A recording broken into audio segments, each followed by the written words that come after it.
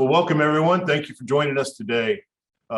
This is, we're going to spend a little bit of time kind of talking about the transition from our purely online or mostly online to our kind of mix for the fall, and then a more normalized type of situation in the spring. We have some faculty members who have been teaching on ground this past fall, and we thought it might be a good opportunity for us to just have a conversation about, you know, pros and cons, the things that they've been doing, how they've been working this particular situation. And so we've got faculty members from just about every division on campus. Darren Cousineau, obviously, I think Darren's quite famous by now. I know everyone knows Darren as our risk assessment person from the district office. And so he may be able to answer some questions specifically about where we are in terms of the current variant and any other questions that you might have. He may be able to answer some of those. So real quickly today, I'm just going to call on our faculty members. I want you just to say your name and then what division or discipline that you're teaching in. And I'm going to start with Rebecca.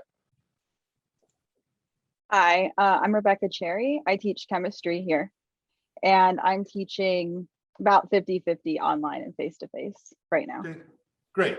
So let's add that in, because that was going to be one of the questions that I was all going to ask you all. So when I ask you, if you will, tell us your name, discipline, or department, and what percentage you're teaching. Guys, thank you, Rebecca. Appreciate it. Daniel.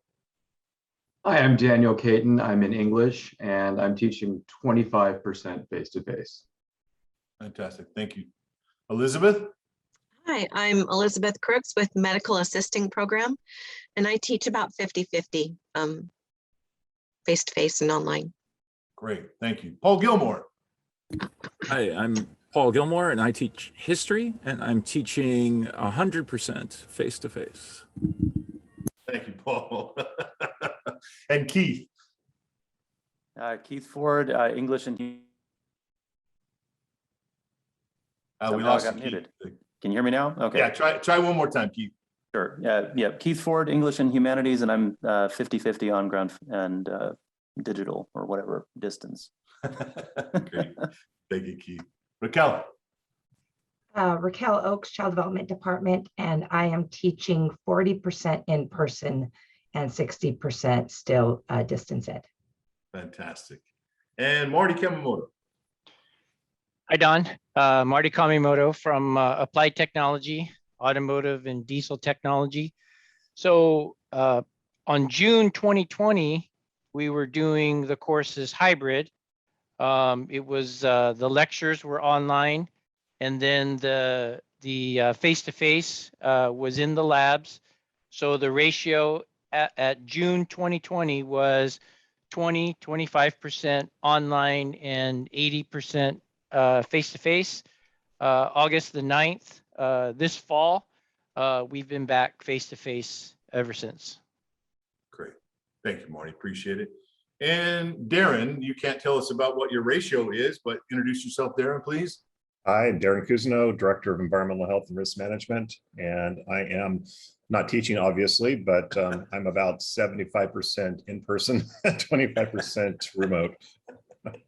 Darren, thank you very much. Appreciate it. So I've got some questions that I'm going to be asking the panelists. Not all of the questions will be answered by all of the panelists. So if you have a specific question that you'd like to ask, obviously you can put that in the Q&A and we will try to answer it during this time. And if not, then we'll answer those questions and send that out to all of the campus once we're completed with all of that. So first question really is, in a few words, tell us what it's like being back in the classroom. And did you have a difficult time, let's say, with, you know, the students using their mask or wearing their mask? And was PPE available to you? And I'm going to start with Paul.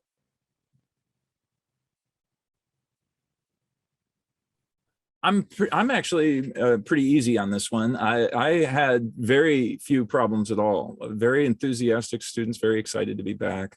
You know, a couple of occasions people let the mask slip a little, but you know, they were always very just happy to be back. And so and they almost all brought their masks. My guess is in the spring that might change. But we've always had the PPE there, and it's been a great joy to be back. Great. Thank you, Paul. Appreciate that. Elizabeth?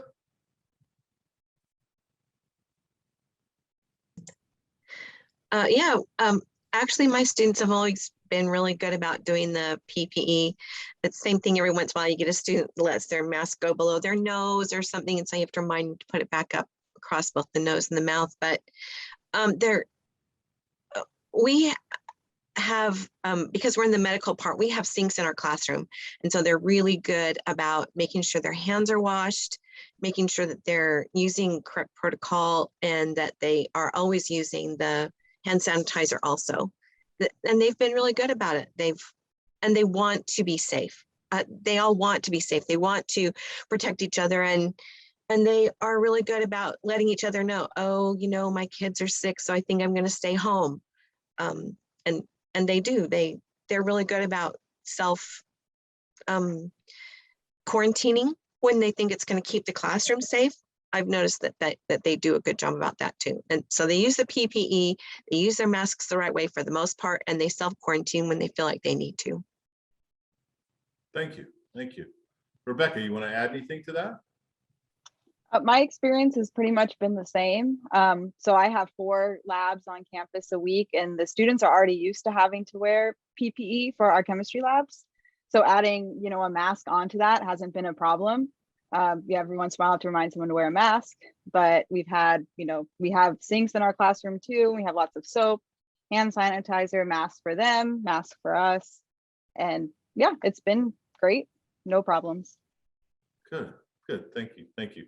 Now, so has anyone had a negative experience, and has anyone not been able to get, you know, a PPE that they needed, or something available for their students? Keith, anything? No, it's been an overwhelmingly positive experience, and in terms of availability of PPE, no, I mean the staff have been really great at providing that and keeping tabs on it.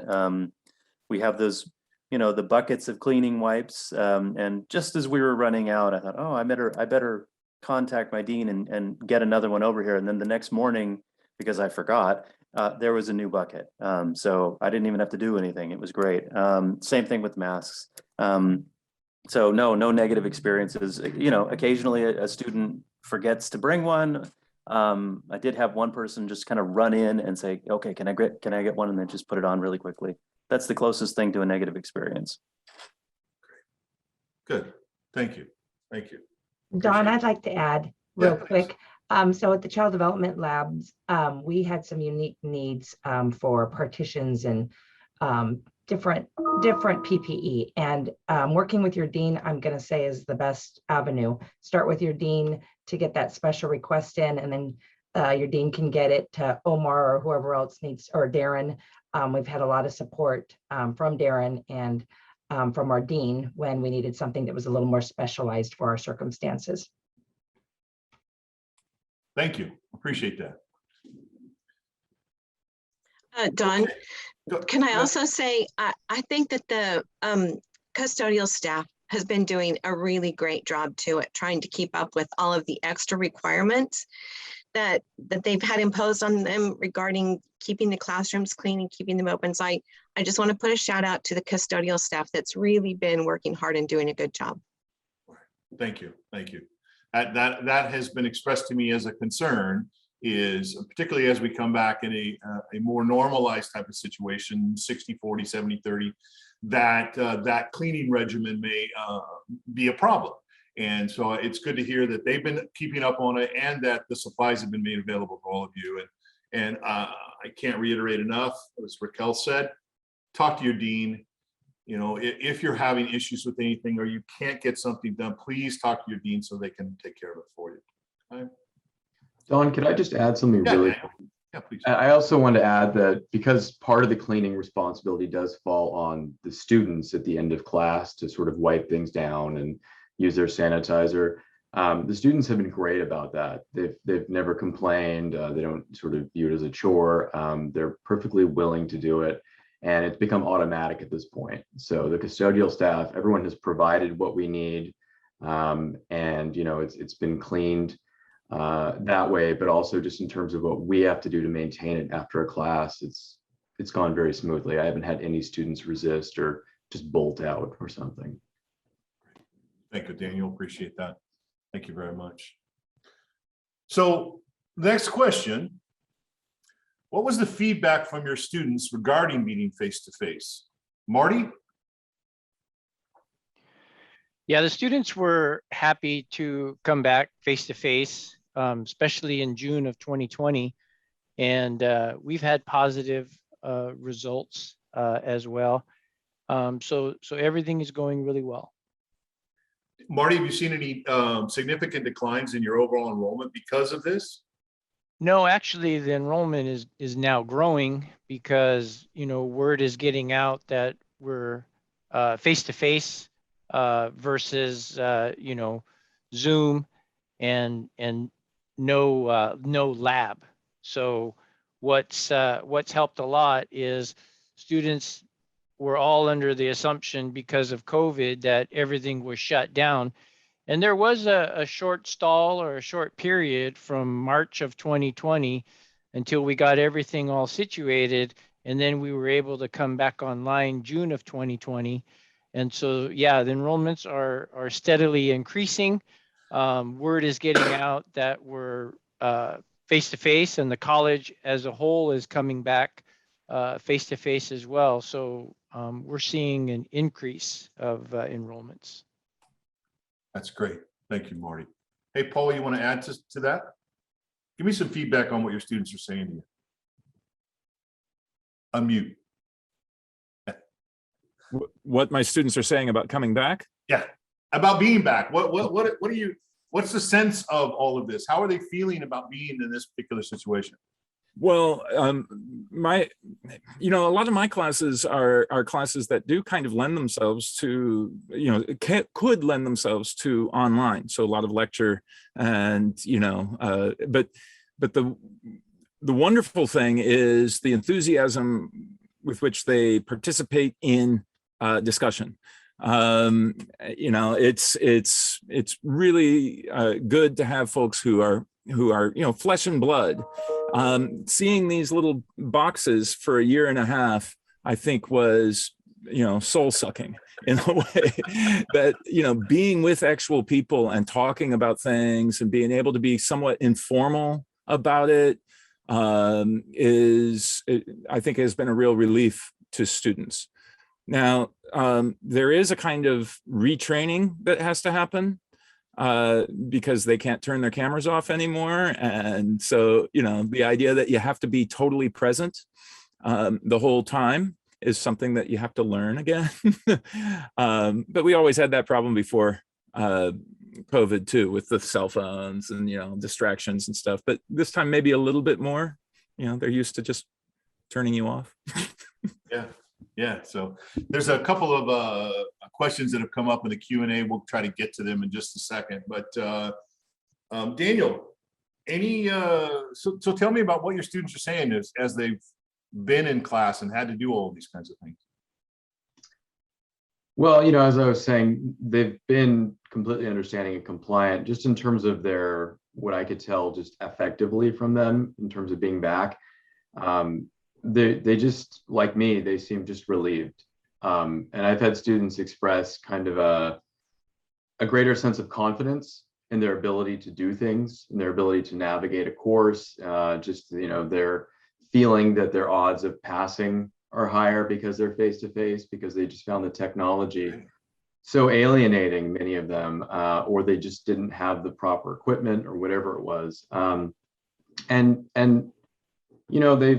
They've just missed the whole thing. I had a student the first session, I gave some room for people to talk about that just a bit. And she said that she didn't expect this, but she missed the squirrels. So she really missed this. They can be really petulant, but she missed the squirrels. So things like that, right? Where it's just the whole environment, the whole milieu, you're deprived of that. So they're very happy to be there. and I found that they're very participatory. That's great. That's great. Thank you. Thank you. Keith, you want to add something? I mean, I think for me, my students haven't explicitly said, "Oh, it's great to be back," but it's so much easier for me to show my students that I care about them in an in-person in an in-person milieu. I try to be that way, you know, from within this little box, but you can't read body language from a black square. And you can't read body language from somebody who has a bad Wi-Fi connection. And so, I mean, I had a student the other day who got a text and got up and just left. All right, and gathered all her stuff in a rush and got up and left. And I wouldn't have known that in a distance ed setting. And I was able to then follow up with her the following day, make sure that she was all right, connect her with services, and reassure her through through that interaction that I do care, that I'm here for her, and that the other people are here as well. And that you could tell mattered to that student. And I've had several other students in similar interactions this semester, because they are still stressed and fearful about the pandemic and about the whole situation. But it's been really great to be able to show them and visibly demonstrate that you care in a way that just I couldn't do before. So. Nice. Thanks, Keith. I appreciate that. Thank you very much. So I want to jump to a question that came. I think I'll let Darren answer this one. It's about social distancing in the classrooms. Darren, what's our current protocols on this? Currently, it's encouraged. Obviously, if there's no room to socially distance in the classroom, you won't be able to do it. But if you have the ability to do it, we encourage you to do it. I think as our student vaccine mandate takes place on the 15th of November, along with our existing employee mandate, things like social distancing and mask wearing, depending on the numbers that we see, transmission rates and so forth, we may be making some modifications to those practices over time. So let me ask you two things. What's the current transmission rate, and has it been declining? And then is there actually a regulation associated with social distancing in our classrooms? So there is a regulation onto that first. There's a regulation for social distancing for our employees, not for our students, and that's an OSHA regulation. And the reason it doesn't apply to our students is because OSHA only applies to workers or employees. Going to your question about transmission rates, you know, they have been slowly improving over the last 4 weeks. We're sort of in a stall pattern right now. Our transmission rate within the Fresno County area, which is where the majority of our students come from, is sitting right around 7 to 7.5% for test positivity. So for every tests, for example, for every 100 tests that are administered, about 7.5 of those come back positive. And then our case count per 100,000, which is another metrics that we use for transmission throughout the community, is sitting right around 25. That's coming down slowly. It's been coming down, you know, 1 to 2 cases per 100,000 every week or so. So hopefully that trend continues. You know, always the concern is things like Halloween get-togethers and Thanksgiving get-togethers, and we'll just have to see. Now that more and more of our community is vaccinated, I think we're starting to see a little suppression in that transmission. Thank you, Darren. Appreciate that. Thank you. So we also got a question about what is the protocol if a student refuses to wear a mask? And as you heard, most of you had said, you know, they're willing to, and you know, we can give them a mask. Right now, since a mask is mandated in a class, and a student will not either accept the mask that you give them, or you know, just says flat out, I am not wearing that mask. You can work with them to figure out what's going on, just like any other disciplinary type of situation. If it reaches that point and you need to have them removed from class, you can follow the protocols that we have, remove them from class, have them see the dean, try to figure out what's going on. Before you kick them out, offer them a mask and offer them a nice, kind word, if you would, about, the fact that this is not just for them, it's for everyone else, right? And we want to get back to a normal situation. So please wear the mask. Yeah. Okay, great. So I appreciate that. So let's see here. Just looking at the questions as well. There was a question about a survey, and I'll address the survey later. We did do a survey of our students in terms of their preferred method of instruction, whether it be face-to-face or online, and I'll talk about that a little bit later. So let me ask, how did you set the tone or the expectations for your class in this particular situation as you returned with COVID, as opposed to what you'd done previously, right? How is that conversation different when you start out your class with your students? And I'm going to start with Daniel. Sure. I guess the first thing to acknowledge is that things just take longer. So I was aware of that. Just things are going to take longer.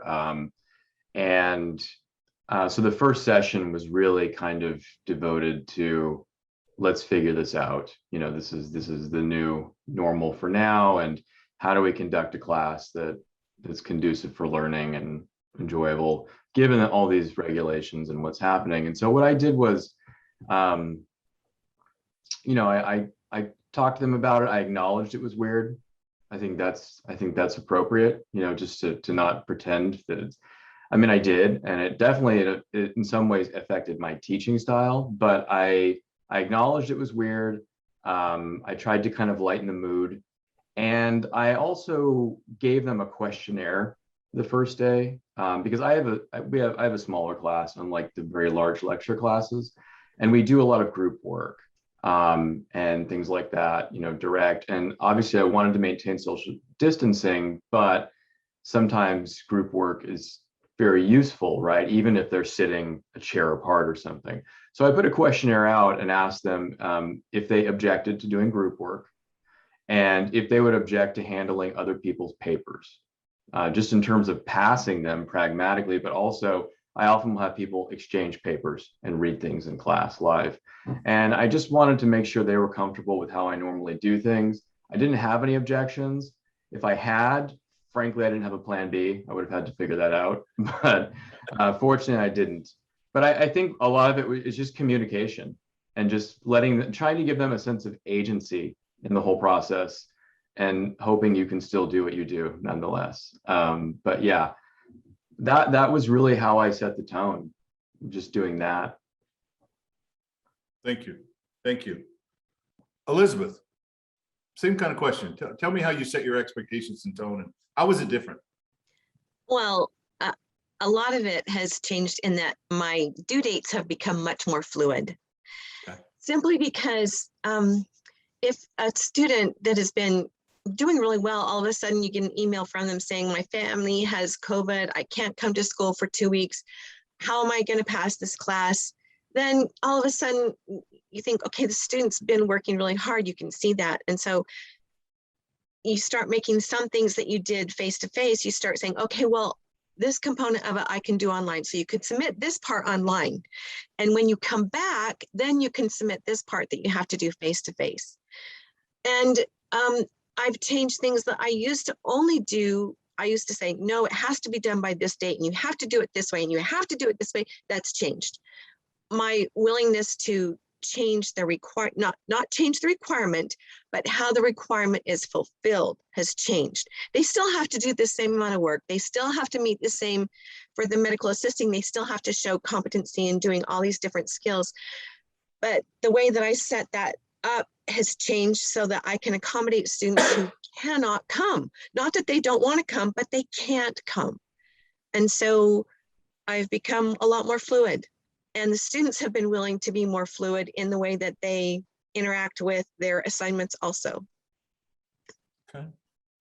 So Raquel, talk to me about, in your situation, you've got students who are observing children in an environment that's, relatively kind of closed. And what are you guys doing differently in all of that? And how are your parents reacting to having, these our students, Fresno City College students, in these kinds of environments? We started back in January, really, with students in person at the lab, and then children returned in March. And so we were able to transition adults back into our labs prior to the children. So that was nice. And the students were apprehensive when they began. However, once they had a chance to really be in person, they felt safe. They recognized that we had lots of measures in place, so we weren't overcrowded. And now that we have children and adult students and our lab instructors and lots of adults all around, masks are never an issue. Everybody wears masks. Our children wear masks, and it's not an issue. Everybody wears them and is comfortable. And we just more small group time with our college students. We've started to use the swivel systems as well, so that students who can't be present, like Elizabeth said, they want to be present, but they've now been exposed or have maybe a cold or something, and they need to not be on campus. We do more virtual for those students. And so we've just figured out ways to really meet their needs in different ways. But the response is overwhelming. It's positive. Students are glad to be there. They are happy to follow our scheduling system, so that in the past they had a lot more freedom coming and going, and now we monitor that a lot closer, and students have responded really well to that. Great, thank you. Dawn, can I also say that in some situations, I turn the problem back over to the student. If they would come to me and say, I can't, or email me and say, I can't come to class for 2 weeks, then sometimes I would just email them back and say, okay, well, what can you do? What can you turn in? How can you get me this assignment? What can you do instead of this way? How can you fulfill the assignment another way? And a lot of times the students would come to me with a solution to the problem that I would never have considered. And yet the student came up with a solution. So ask your students, keep in contact with your students and ask them how they can see the student or the problem being resolved. And you may come up with some ideas that are fabulous that you would never have thought of. Great, thank you. So Rebecca, I want to ask you specifically, because obviously in a lab environment, which is a relatively tight kind of situation, lots of students in that kind of area, I mean, you already have all of these protocols that you have to follow for handling chemicals or whatever else. How did this work out this semester? And what are some things that you were kind of doing differently in that environment in order to meet the needs of our students? So I think I was really blessed that all of my lab sections ended up having a cap at 15 students instead of the usual 30. So I haven't had too many issues with, trying to keep people away from each other or anything like that, because I have so few students in my labs since the caps were changed. But there have been some things I've had to change. Oftentimes we only have 4 fume hoods in the lab, right? And if all the students need to get in there, I work on more how to rotate students through. So normally I would just send them all to go work in the hoods at the same time. And right now we, break up the lab so that some people will go in there. So there's 1, maybe 2 students per hood, and the other students are doing something else and then coming in. But really we've been treating it like just an additional thing on top of the normal safety protocols you have in a lab, which I think has made it really smooth in our classes in chemistry. It's just, we wear goggles, we wear gloves, we wear lab coats, we do all of these things. Now we're just going to add 1 or 2 more things to it. So that's how it's gone in our lab. Great, thank you. I appreciate that. So we've gotten lots of questions about things like attendance policies and how we're kind of dealing with this more flexible situation associated with assignments. Paul, you teach usually classes that are pretty good size, right? I mean, So how are you managing? How is it different? What are you doing that you know is different than what you've done before? And then what worked out and what didn't? Well, there were questions in there about Canvas too, which I think is kind of interesting. I mean, I teach a class. I mean, it wasn't a huge class because of social distancing rules. We've got 80 people in a class that seats 200, but 80 is a lot in a class. And one of the things about that other folks have been mentioning about flexible assignments, I always had, well, every other term I would do it this way, where I would have students have to turn in 4 papers a term, 4 short papers, but I'd have 20 opportunities for them to do that.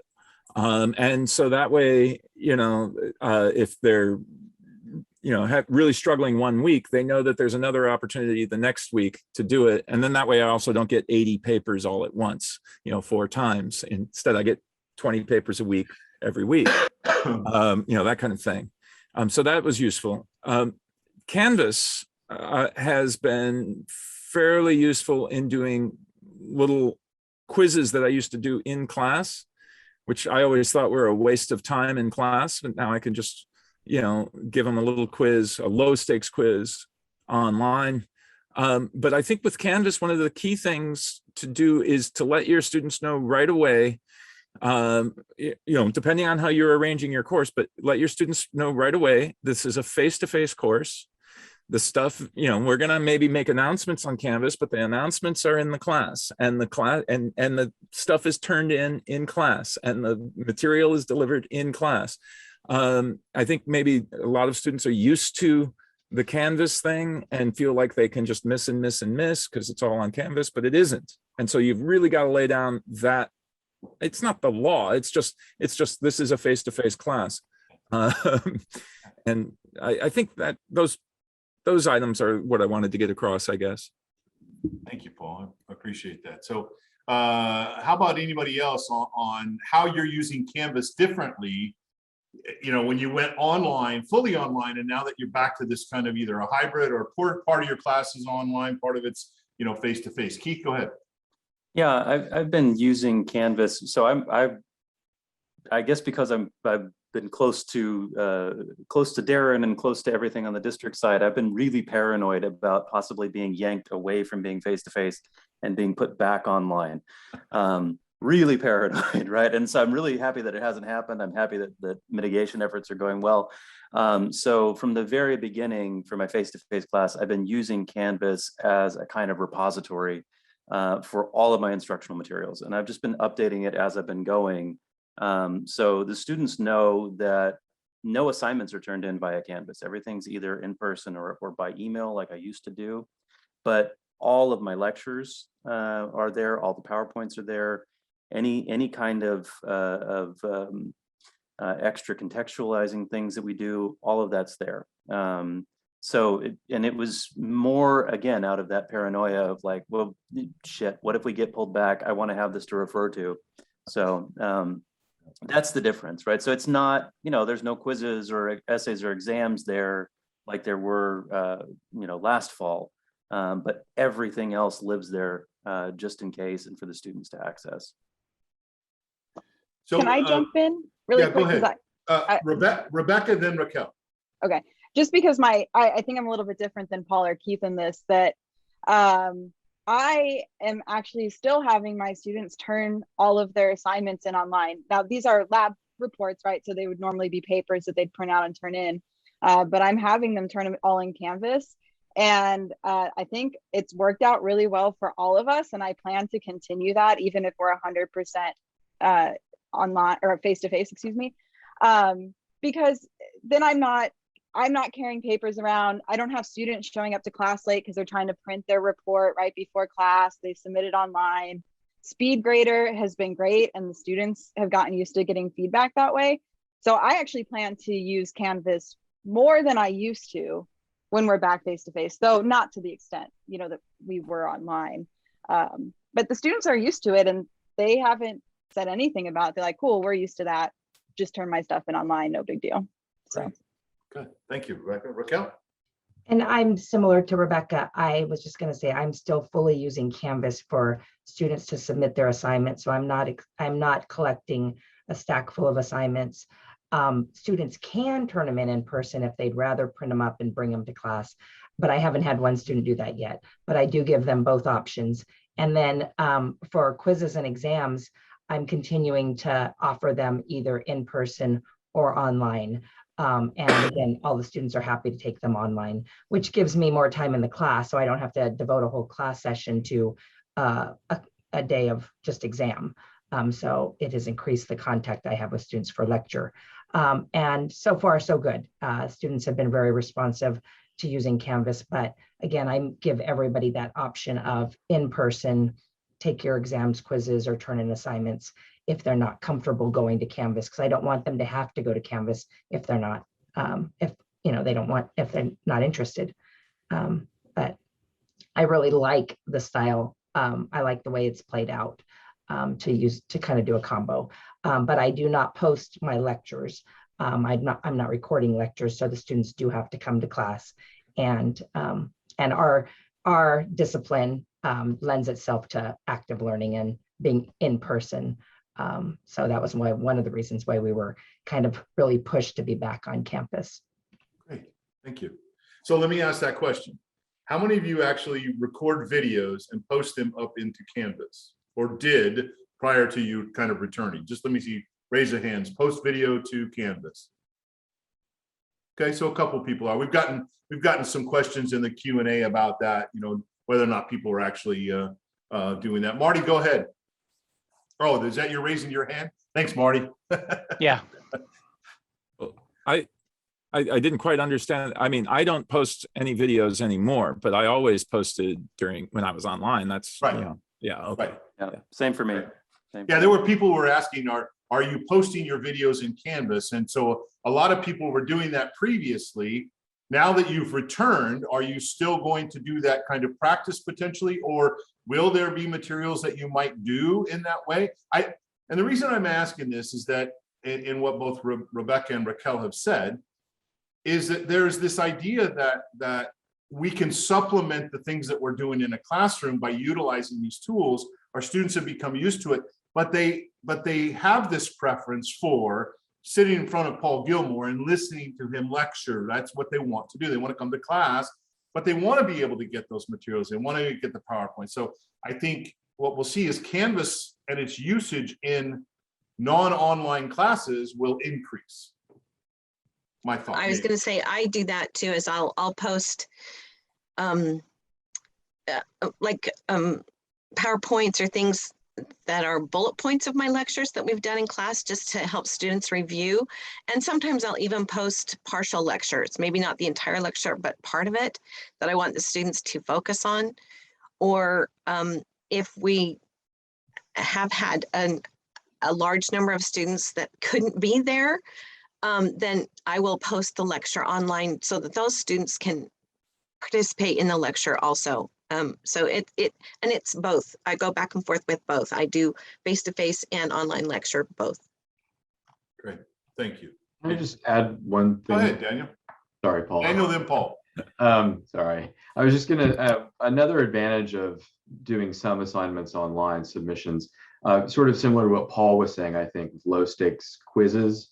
I also have like weekly reading quizzes, right? And in the aggregate, they're significant, but the midterm and final are still face-to-face, but I do those online now. And there are a few advantages. The chief advantage is I don't have to worry about scheduling in the assessment center for students who've missed them. So it completely removes that responsibility.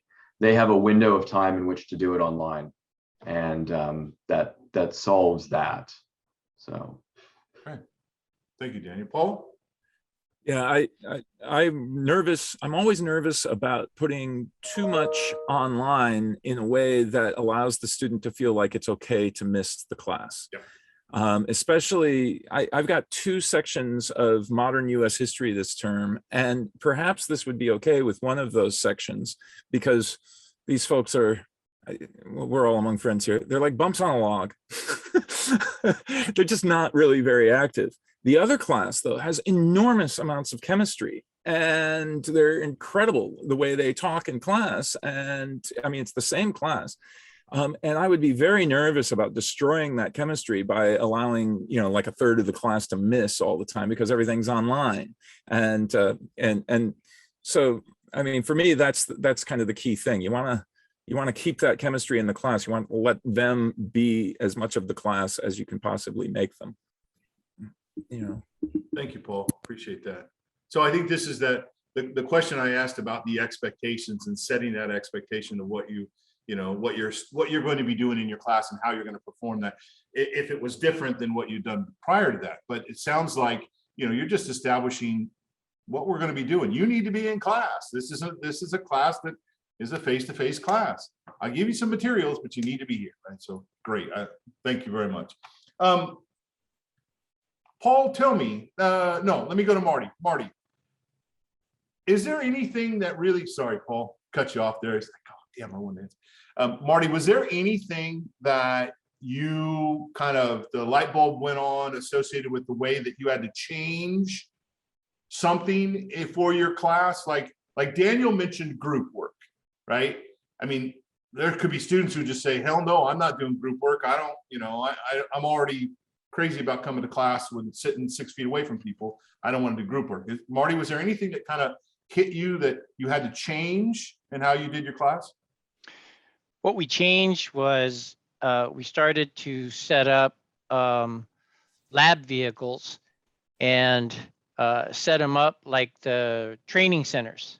So you still work in a 2-person team. And then obviously, one person would be on one fender, the other person would be on the left fender and right fender. We have to explain to them the reason for the PPE, the gloves, the safety glasses, the social distancing and stuff like that. But we did set up lab vehicles and stations so that they can accomplish their tasks and competencies together and work together, but still, be respectful of personal space and respectful of their attitude and stuff in this trying time. So we have stations that are set up throughout the lab, and they rotate through the stations, and then they patiently wait their turn when it's their turn, or they just do a different task until that station is free. So, spreading them out and having stations has been very helpful, along with the, you were talking earlier about the integration of Canvas. That's helped out a lot too, as far as organizing course content and stuff like that. Great. Thank you, Maureen. Thank you. Elizabeth, any things that you've really had to do differently? Well, like I said, I've had to reevaluate how I have my students turn in their assignments, as far as when we used to be completely lecture and lab, and in my classes, the lab portion is huge because the students have to pass skill levels.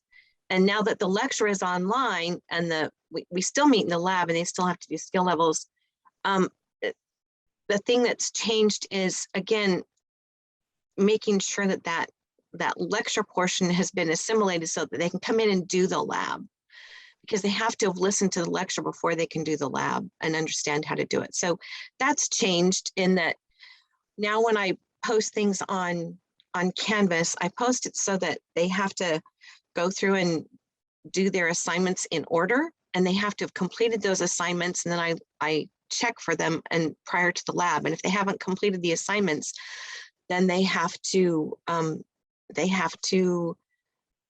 either put off doing that lab, or they have to miss those lab points altogether. So part of it is making sure that they're staying up in the lecture part and doing the lab, and that's changed, because I used to do the lecture on face-to-face, and I could see that the students had that information, and then we would go directly into the lab. So that's changed. So now I have it on Canvas where they have to show that they've gone through certain assignments, and then they can come in and do the lab. So I don't know if that answers your question or Yeah, not. it does. You've had to adjust the way that you do in your delivery, and you found a way for you to be successful in helping the students to get what they need so that they can accomplish their goal, right? So, which And- is really what we should all be doing, right? Is to helping Well, our students to get to yeah. where they need to be. And Canvas lets you set it up so that there's like a check mark, so that every time a student has gone through a certain assignment, they get a little check mark, and you can go in and check those and see if the student has done the assignment. So, Paul, go ahead. Well, there's two things. One thing that was kind of interesting to when I transitioned back to face-to-face was the fact that I made more demands on my students in online. So my lectures, again, I think people might be a little bit annoyed. You in a class, you've got a scheduled time to talk. I kept on doing these lecture starters for my classes such that I was able to have maybe 75 hours of class time in a 54-hour class. And I backed off of some of the readings, but for the first time in my life, I got all the way up to Barack Obama in my class. Yeah, it was, but now I'm having to back off. I've got to remember that, you can't be in World War II on week 18. You've got to be good at timing yourself in ways that maybe you had more flexibility when you were 100% online. And the other thing, it's a small thing, but at first I struggled doing this, but it takes a little while to learn to read students just by their eyes. I mean, it's only eyes, and that, and sometimes they take off their mask and you go, you look like that, I mean, but reading a room is kind of a difficult thing to do with just the eyes. And so, be prepared for that. Thank you, Paul. Appreciate that. Daniel? Oh, no. So, or Rebecca? I'm sorry. Oh, I just wanted to add something really quick. The other thing I did that I didn't think to mention earlier is that, so if a student's out for 2 weeks for COVID, they could miss 4 labs for my OChem class. And it's really hard to come back from that. So something else that I did that we didn't used to do is offer makeup lab sessions. So I have 4 class periods blocked off so that students can make up labs if they miss for COVID. And the students who don't need to make up a lab, like have other activities for them or help them with lecture material, something like that. So kind of having something to accommodate the students who have to miss. And then this isn't directly related, but I'm not sure where else to put this in. I will say that any of my students who have had to be out are incredibly apologetic and very sad about it. So I've only had, I think, 4 students who that have had to leave because of COVID. And every single one of them is like, I am so bummed that I'm missing class and that I can't be there. So they really do want to be here. And they're really, really happy to be here. Thank you, Rebecca. Daniel, were you going to say something? I'm sorry Yeah, it was sort of in relationship to the mask. And I think, Paul mentioned reading a room and how difficult that is. I think it affects my delivery. Right, my persona in front of the class, because I tend to, when I teach, I have a very expressive face. I gesticulate a lot, and I'm just modulating my voice in different ways, and it's big, right? And I can't do that with the mask, and so that makes it difficult. I had to sort of be aware of that, and one concrete way that changed, I guess, my delivery or persona was that I've scaled back humor some, especially dry humor, because so much of that is based on reading an expression versus what you're saying. And it just didn't translate well. It was sort of in the way that sarcasm or some forms of humor don't play well online in type. I guess it was sort of like that. So I just had to be aware of what I was conveying, what I was limited to because of that. So maybe that's just insanely detail oriented about those things, but I do tend to fixate on those things. So Don, I'd like to add that that's true for me too, is it's taken me a lot longer to feel like I connected with the students one-on-one. Because usually I had the students named and could recognize them within the first 2 weeks of class. And I haven't been able to do that with the masks. It's been much more difficult for me to recognize the students quickly with the mask on. So that is a downside. It's taken me longer to do that, connect with them and be able to recognize them and say, oh, hello, you know, like in the hallway, or even as they first come into the classroom, it's taken me longer. Are you in my class? Oh, that's a different mask. Yeah. Yeah, I'm sure that is difficult. So thank you very much for talking about that.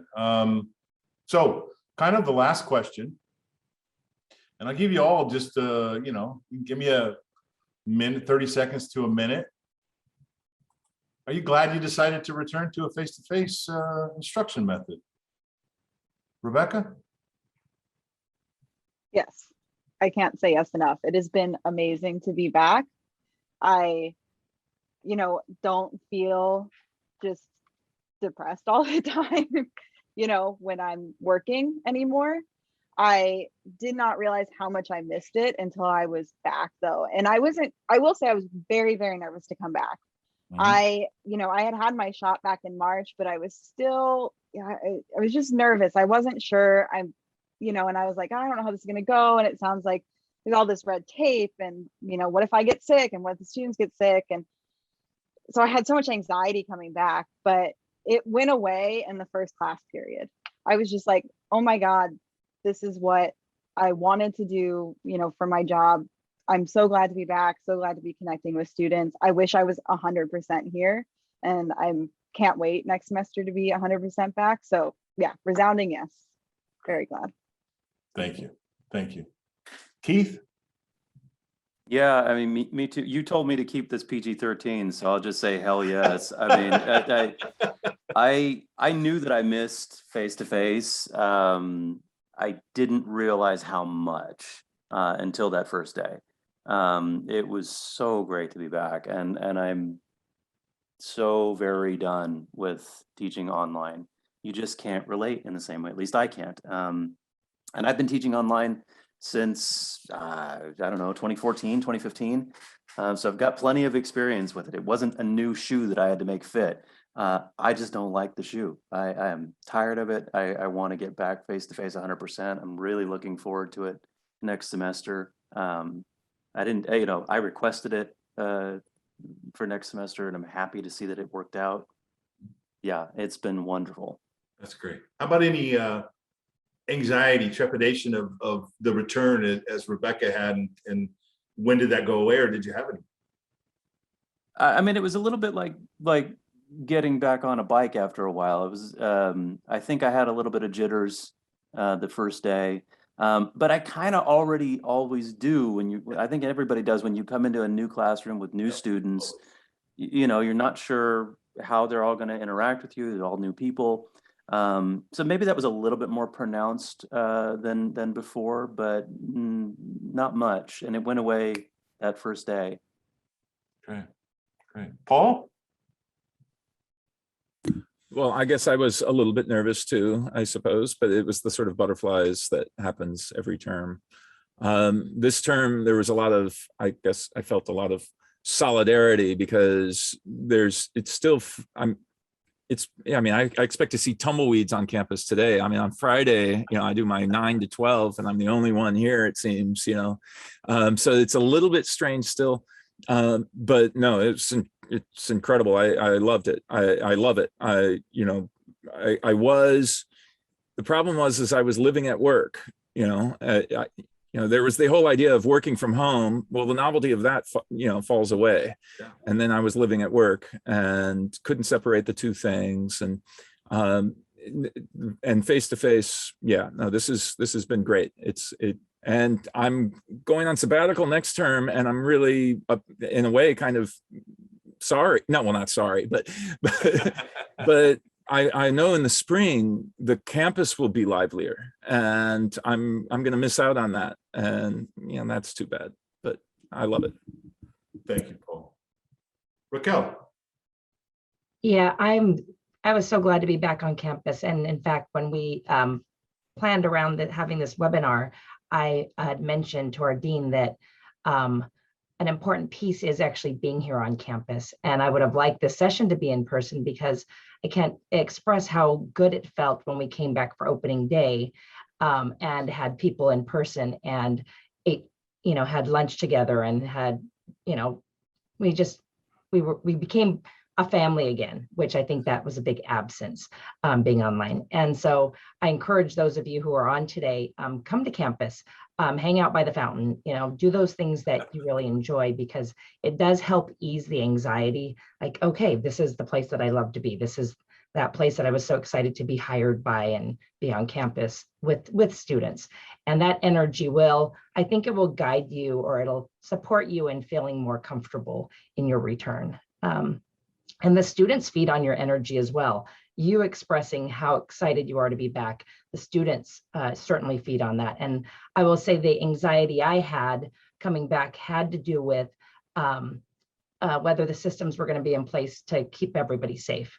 And leaning on Darren, leaning on our dean, that, those concerns resolve themselves. And then in addition to that, it was the vaccine protocols. And I think in January, we're going to feel even more comfortable because we're going to know that more students are vaccinated and our coworkers as well. So I think that will give us another sense of safety or being just that much safer on campus. So I'm thrilled to be back and I share that with everybody I know, whether they're in instruction or not. It's great to be back. Thank you. Thank you. Daniel? I'd echo what Rebecca said, actually. I knew I missed it. I didn't know how much I missed it and needed it. The first day after the first class, I walked back to my office and I hadn't been in my office for, I don't know how, a year or something. And I got into my office and closed the door and I was overwhelmed. It was emotional. And granted, I'd cry at anything. There's this one Allstate commercial that gets me every time, but nonetheless, I was very emotional, it meant that much to me. And I didn't realize how much I needed to be reinvigorated by it. So I know online instruction can work very well. I know it can be in terms of quality of instruction. In many ways, it could be commensurate with face-to-face, but I know that it was not satisfying me, and I felt it just wasn't satisfying my students in the same way. I was nervous. I spent a month and a half before the semester started, just every day spiraling of I can't do it anymore. I've lost it. It's been a year and a half, almost 2 years. I don't have it. I can't improvise anymore. There's no way I can work a room. I don't have timing. It was all this sort of anxiety, and I'm a little prone to that, but nonetheless, it was there. And I tell you, within 2 minutes, it was gone. It all came right back. I don't know how, but it did. So it was magic. Really. That's great to hear. Thank you, Daniel. I appreciate that. Elizabeth? I am also thrilled to be on campus. I will just say that because my program is in the health sciences, we were only not face-to-face for about 3 weeks. But even those 3 weeks where we were trying to reorganize things and get everything back, all the safety protocols back into place so that we could bring students on campus, even those 3 weeks, I missed being with those students and I've missed doing the face-to-face lectures, but more than anything, the students are glad to be back. I can't tell you how the students, when they come in, they say, we're so glad to be back. We're so glad to get out of our houses. We're so glad to be able to talk to adults. We're so glad to be able to do something besides be at home. So, and they're very infectious. I'm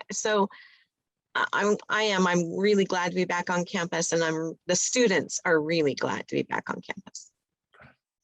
Thank you. Thank you. So we still have some questions that are in the Q&A.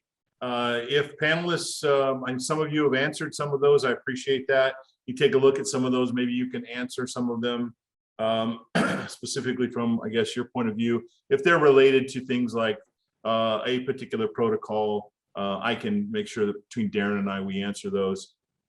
Larry has, Darren, if you see that question about what Larry has, I think Raquel is actually answering that right now. So, or may have started to answer it. So just a couple things. We're going to try to finish up here and just go ahead, Darren. Oh, I wanted to just to add a few things I've been thinking about as you guys have all been talking, from an administrator standpoint, being holed up for 18 months has took I think a pretty hard toll on all of us, including my mental health. I mean, I came to work for Fresno City College because I wanted the college experience. I taught adjunct at Fresno State. I was familiar with being around students and teaching, and just the energy that you get by being in their presence has been wonderful. And it's been wonderful to work with all of you as we've been opening back up. But what I wanted to mention, though, I think there's a couple of questions in the chat that sort of allude to this. You might be curious about have we had transmission among student to student or faculty to faculty or staff to staff on our campus? And the answer is no. So what that indicates is that the mitigation measures that we have put in place, particularly the mask wearing, has been effective. We've only had 9 positive students in the last 30 days, and there's no indication that they got positive on our campus. There's been no transmission through all the contact tracing that we do from student to student or staff to staff or faculty to faculty. So I'm really encouraged that we're going to be able to come back with more in-person face-to-face classes in the spring, just based on the effectiveness that we have already demonstrated that our mitigation measures have. So just wanted to put that out there for y'all. Darren, thank you. Appreciate that. So there have been some questions about how often we sanitize the rooms. Right now, it is based upon a schedule of how often they're used.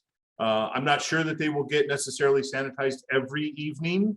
What we'll do is we'll obviously take a look at what the overall schedule looks like and the utilization of a particular room or series of rooms, and then probably hit those on a more regular basis than the others.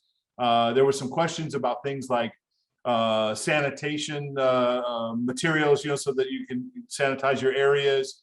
I think in most cases we've said that you can either pick items up from, or they may be in the classrooms for you to wipe things down, so that when you go to work on your podium or your computer, you can wipe that computer down. There was a question about whether or not students are required to wipe down.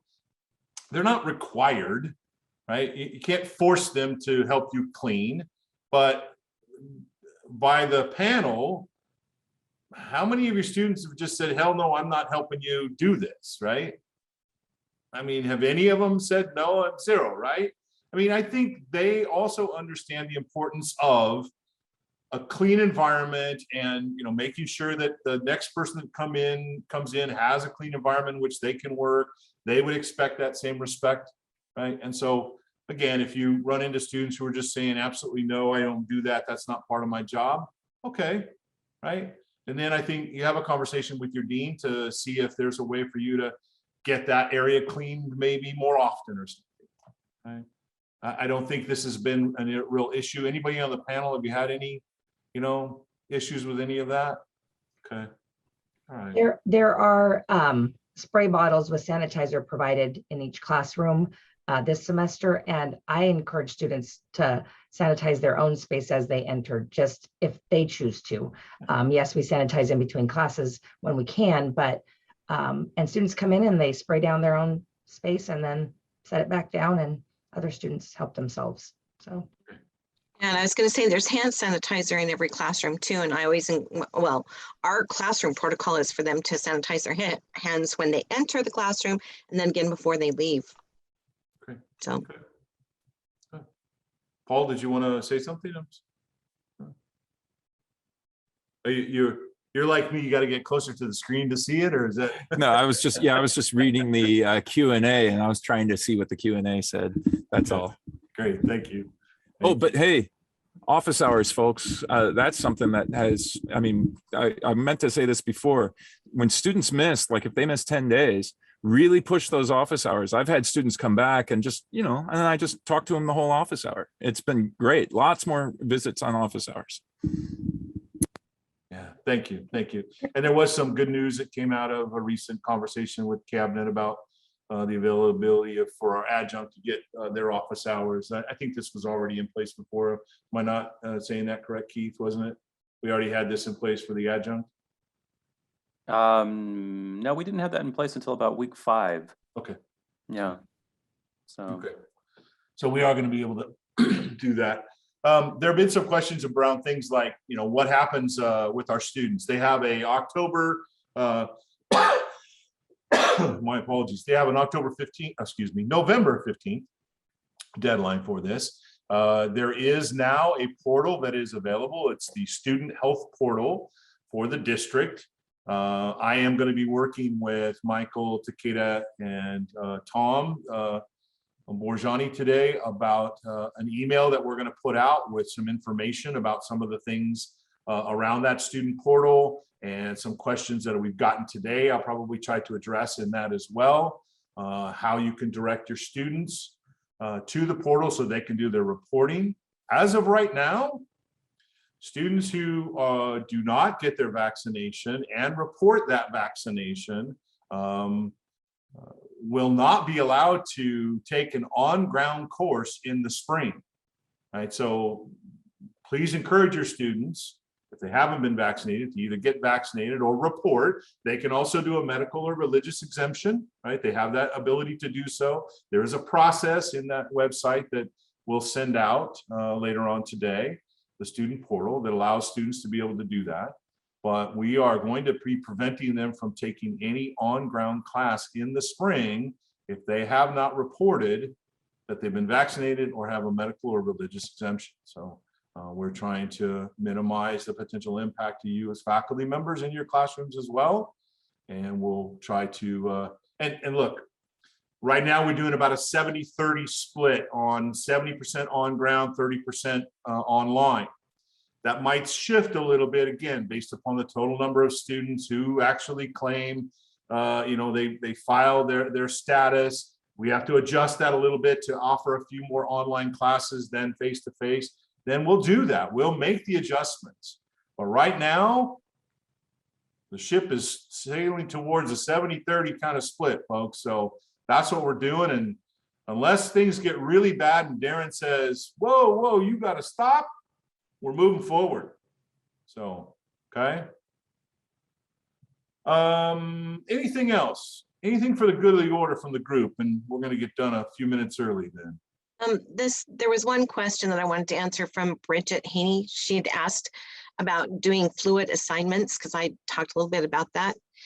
And what I have to keep in mind is that some assignments they have hard deadlines. The students can't miss those deadlines. But some assignments they can. They can turn them in later, or they can be working on them or whatever. But and I have to make that clear to my students, just like there are some deadlines in life that are really hard. You have to meet those deadlines, and some that are more fluid. And so I really have to decide which assignments are going to be a hard deadline and which are going to be a fluid deadline, and then work toward that and make sure the students understand that.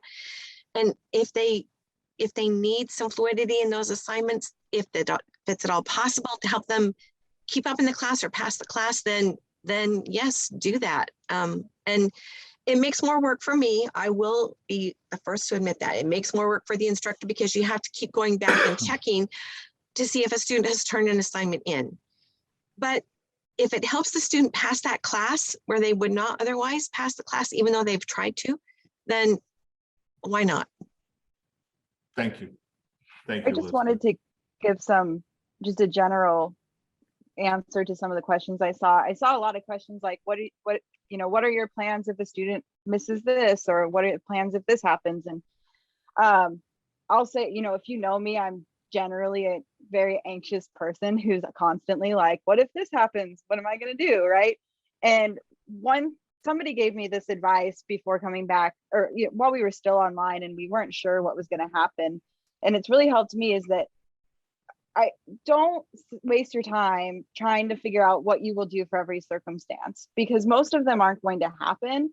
And I found that I was spending so much time trying to plan for everything that could go wrong that I wasn't doing what I was supposed to do for my job, and, you know, to the extent that I needed to, right, and help the students. So I get that anxiety about coming back, and, you know, all of these things could happen, but most of those things won't happen. And really just trying to plan for them, I think, is going to just make you go crazy. So just some general advice. Thank you. Thank you. Okay, so let's see. I'm just looking at some of the other questions and or chat stuff to see if there's anything else. We will try to answer any questions that were not answered specifically. Laura DaCosta sent one about face-to-face students expecting and accepting to have Canvas play a bigger role. I would think that they would. They're probably going to want not necessarily a full, I need to see every lecture online, but all that supplemental stuff that you all talked about, right? Adding some material for them to be able to take a look at. And if in fact they're sick, that we're helping them to try to get through that by, you know, either providing them some additional time or some additional resources in order for them to get those skills they need to be successful in your course. And so I appreciate all the panelists today. Thank you very much for spending your time with us. All the participants, thank you very much for participating today. It is recorded. We will post this. Anything else? Paul, Keith, Raquel? Don, do we have testing now on campus that is just for employees and students? There's been conversation that there's a new site, OAB. We do have an OAB 114. There is a testing center that's there. And right now, Darren, is it all staff, student, and faculty, or just faculty and staff? Right now, it's just faculty and staff. I think they'll be opening up the student portion once we get closer towards November. Yeah, so we will have that available. So any of the faculty that need to, or staff that need to meet their testing regime associated with, you know, their exemption, that will be available to them in 114. And it has been open for what, almost 2 weeks now, Darren, something like that, I think. Yeah, that's right. Raquel asked a question. Is it rapid? Oh, the testing, Raquel, is actually, it's a PCR test, and it's a saliva-based test. So they have you basically drool into a little container that gets sent off to a lab and gets analyzed using PCR, and usually have the results back within 12 hours. Okay. Well, thank you very, very much. Thank you for everyone who joined today. I had a blast, actually. So thank you. It was fun for me.